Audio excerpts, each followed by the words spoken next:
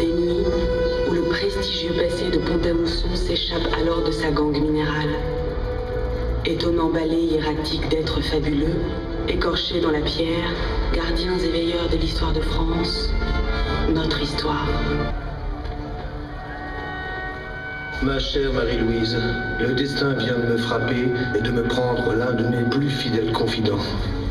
Duroc, grand maréchal du palais. Je suis fort peiné par sa mort. Il était mon ami depuis 20 ans. Jamais je n'ai eu à me plaindre de lui. Il ne m'a jamais donné que des sujets de consolation. C'est une perte irréparable, la plus grande que pouvait faire l'armée française.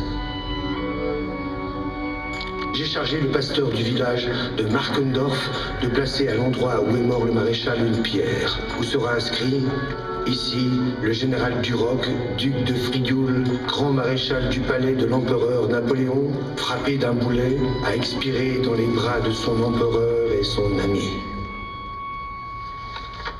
Mon cher époux, vous m'écrivez la peine que vous ressentez suite à la perte de Duroc. Et je ne puis que m'en vouloir de n'être à vos côtés en ces douloureux instants. Je sais à quel point vous étiez attaché au duc de Frioul, que je n'ai moi-même malheureusement que trop peu connu. Pourriez-vous m'en dire davantage sur cet homme qui vous était si cher? De quand remontait cette solide amitié? Ma douce amie, de tous mes compagnons d'armes, celui qui a joui le plus constamment de mon affection fut sans aucun doute Duroc. Géraud Christophe de Michel Duroc de Brion, que j'appelais simplement Duroc, était né le 25 octobre 1772 à Pont-à-Mousson, en Lorraine. Il était le deuxième enfant d'un ancien capitaine des dragons. Ce dernier obtint qu'il fût inscrit au nombre des élèves pensionnés du roi, en demeurant affecté au collège militaire royal de sa ville natale. Il y passa 8 années.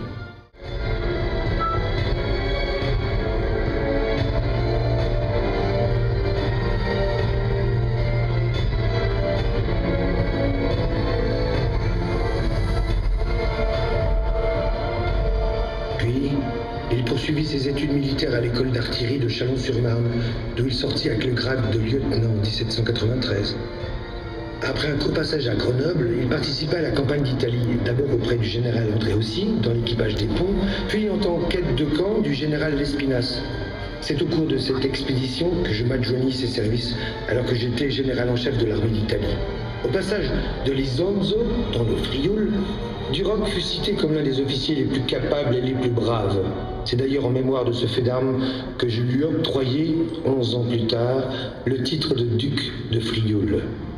Lorsque Duroc passa à mon service, Lespinasse me confia qu'il s'agissait du plus beau cadeau qu'il pouvait me faire. Dès lors, il ne m'a pour ainsi dire plus quitté.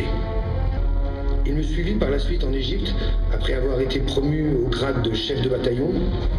Là-bas, sa bravoure scella le succès de la bataille de Salavier. Il fut blessé à plusieurs reprises au cours de cette expédition, notamment à Jaffa et à Saint-Jean d'Acre.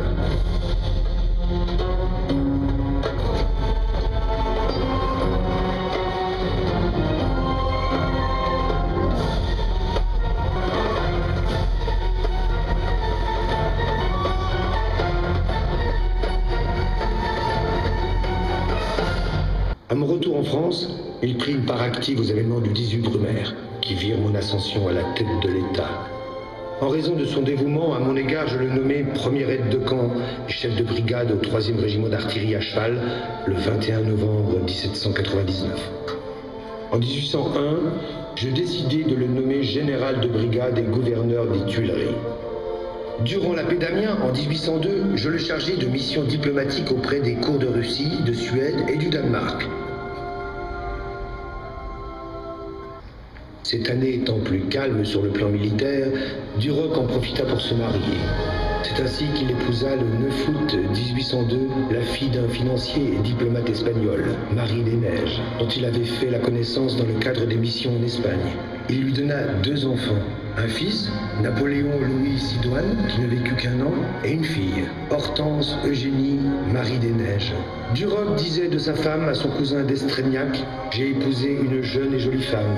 Je ne pouvais rien désirer de plus du côté du caractère ou du côté de la fortune. Ainsi me voilà tout à fait heureux. » Mon ami, ainsi donc sûr de la fidélité de Duroc, vous lui avez confié des missions diplomatiques des plus ardues. celle de représenter la France consulaire à l'extérieur. Mais qu'en était-il de ses fonctions de grand maréchal du palais? Vous évoquiez sa tâche de gouverneur des Tuileries. N'était-il pas aussi en charge de tous les bâtiments et palais impériaux?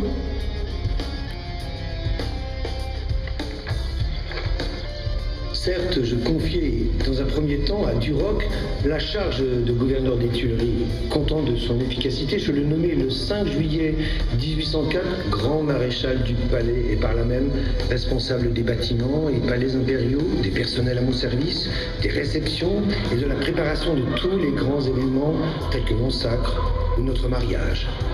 Il avait organisé le palais de façon admirable et dans l'ordre le plus parfait.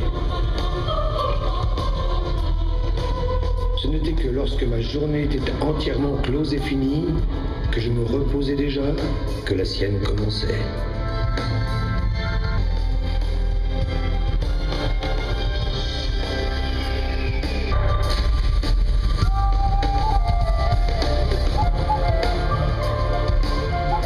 Cependant, sa fonction de grand maréchal du palais ne l'éloigna pas du terrain. En effet, en 1805, il fut chargé d'une mission diplomatique à la cour de Prusse, ce qui ne l'empêcha pas, alors que je marchais sur Vienne, de rejoindre mon quartier général avant la bataille d'Austerlitz, où il remplaça Oudinot, blessé, à la tête de la division des grenadiers.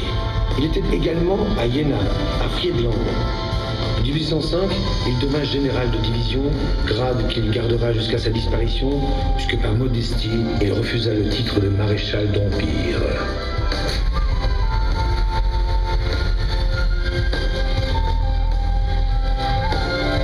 En 1806, pendant la campagne de Prusse, je le chargeai de signer le traité de paix avec le roi de Saxe, et il fut, par la suite, le principal négociateur de la paix de Tilsit. À la reprise des hostilités avec l'Allemagne en 1809, il dirigea une concentration d'artillerie à Essling. À Wagram, il prit encore une part active à la victoire. Il signa au traité de Fontainebleau, de Bayonne. Il participa à la guerre d'Espagne. 1810 et 1811 sont les deux seules années où Duroc n'a pas participé activement aux campagnes de guerre. En 1812, bien qu'il ait tenté de me dissuader de reprendre la guerre, il m'accompagna dans la campagne de Russie. Il fut à mes côtés à Dresde, Danzig, Smolensk, Moscou.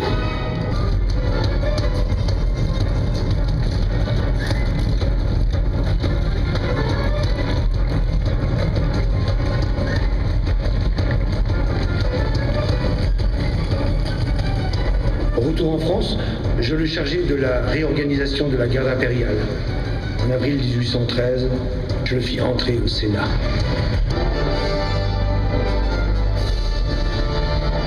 Puis arriva la campagne d'Allemagne et la dernière bataille de Duroc.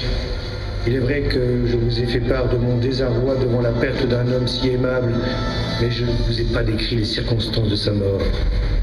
Le 23 mai, après la bataille de Würtchen, à l'entrée du village de Markendorf, en Saxe, le duc de Frioul fut frappé au ventre par un boulet dont le ricochet venait de tuer le général Kirgener, avec lequel il s'entretenait derrière moi. La blessure qui lui avait déchiré les entrailles était mortelle, et mon très cher ami agonisa dans de vives douleurs pendant plus de 30 heures. Je vins le visiter à 8 heures et lui dis « Duroc, il est une autre vie. C'est là que nous nous retrouverons un jour. » C'est à quoi il trouva encore la force de me répondre « Oui, sire, mais ce sera dans 30 ans, lorsque votre majesté aura triomphé de tous ses ennemis et réalisé les espérances de notre patrie. J'ai vécu en honnête homme. Je ne me reproche rien. Je laisse une fille. Votre majesté lui servira de père. »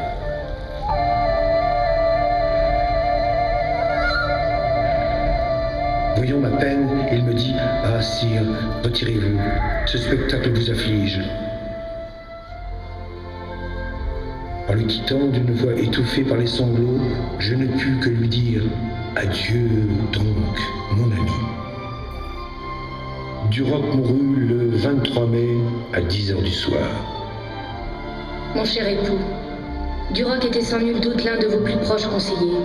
Et il me semble à vous lire que dans toute votre carrière, il fut finalement une des rares personnes à qui vous avez accordé votre confiance aveugle et confié tous vos épanchements. C'est en cela que je regrette de ne pas mieux l'avoir connu. Ma chère Marie-Louise, comment vous décrire Duroc?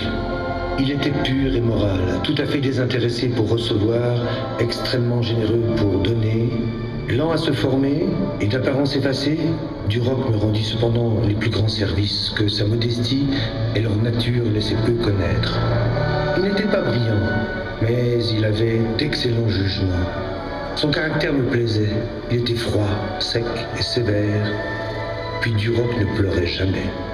Cette froideur, qui manifestait l'absence de tout désir de briller, cachait une âme foncièrement bonne et généreuse, à laquelle on ne faisait jamais appel sans réponse.